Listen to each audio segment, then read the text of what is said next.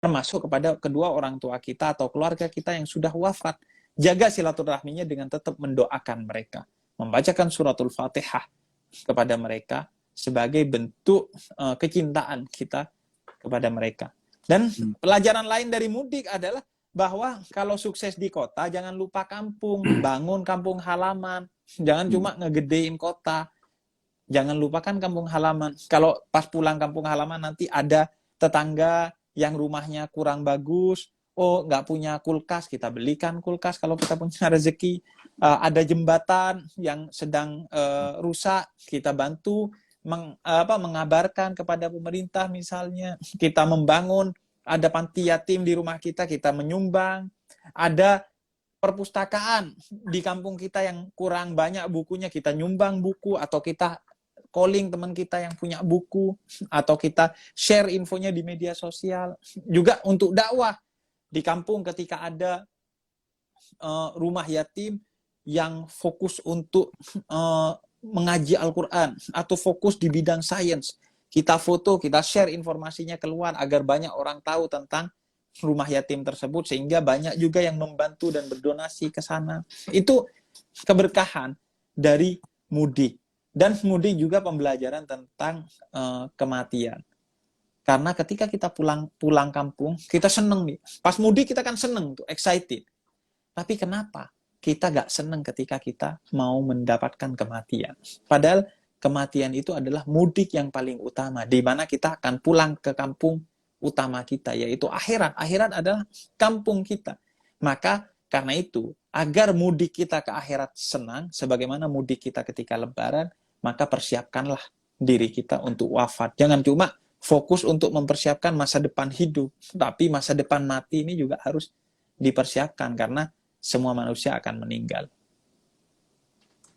Baik, Bib. Nah, untuk bagi para sobat haji muda yang mudik nih, Bib, itu apakah ada rukhsah, Bib, bagi hamba Allah yang tidak berpuasa ketika mudik? Kan siapa tahu kan ada yang menempuh perjalanan sampai 5 hari, Bib, kan gitu ya, Bib. Itu ada rukhsah.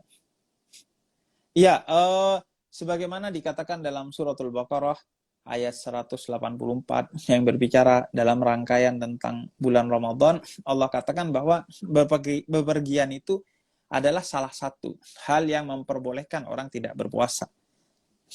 Tapi utamanya dalam madhab Syafi'i adalah berpuasa. Orang yang bepergian harus berpuasa kalau dia mampu. Dan harus niat berpuasa. Baru membatalkannya ketika dia benar-benar kalau lanjut berpuasa akan menjadi madharrah, keburukan bagi diri dia, maka dia membatalkan ketika sudah benar-benar, sudah gak mungkin lagi. Tapi niatkan untuk berpuasa, karena niat itu berpahala, dan selama kita tetap berpuasa sebelum membatalkannya, ada perhitungan pahala dari Allah. Karena kata Allah, wa may ya'mal mithqala dzarratin khairan yara.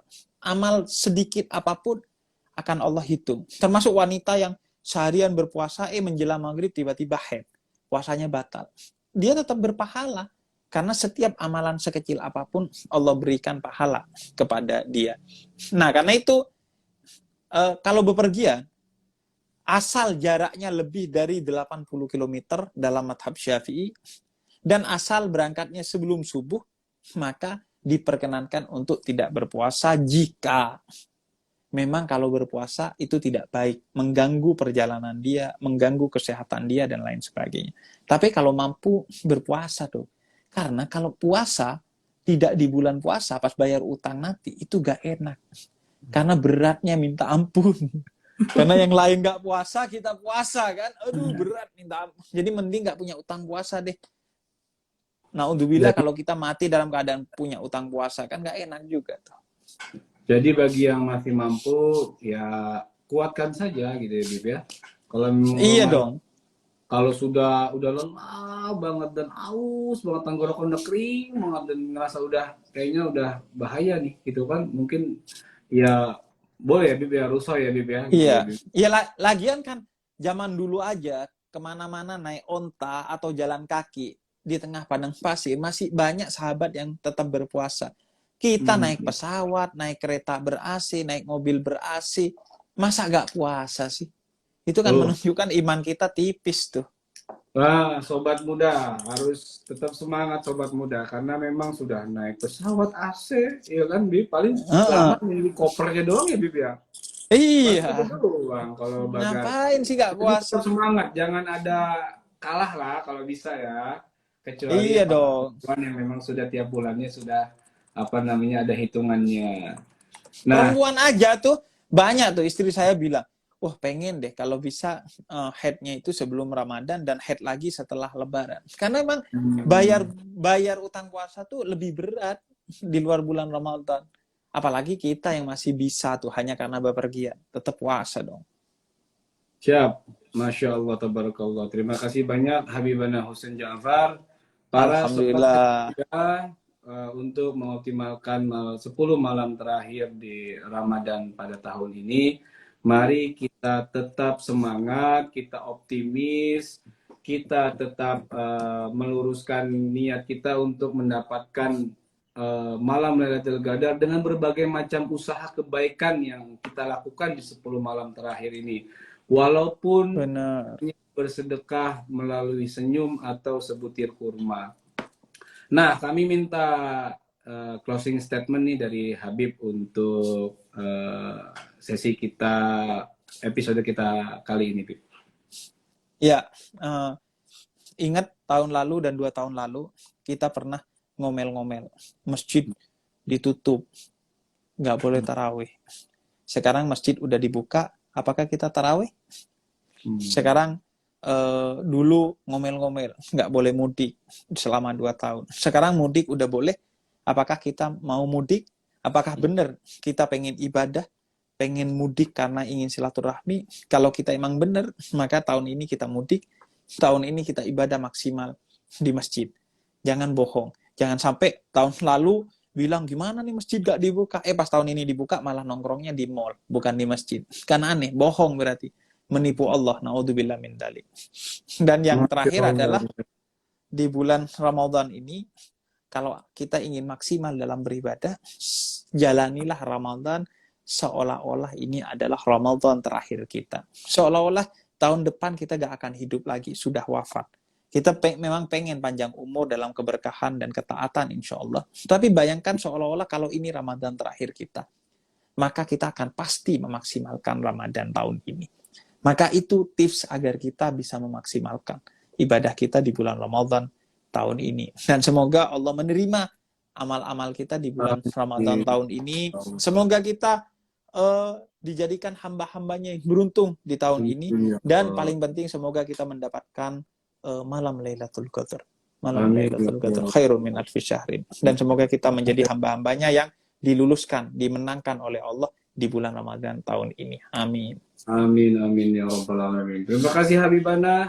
Terima kasih Ustaz. kepada para netizen. Ini alhamdulillah closing statementnya itu jelek banget itu, jelek banget itu.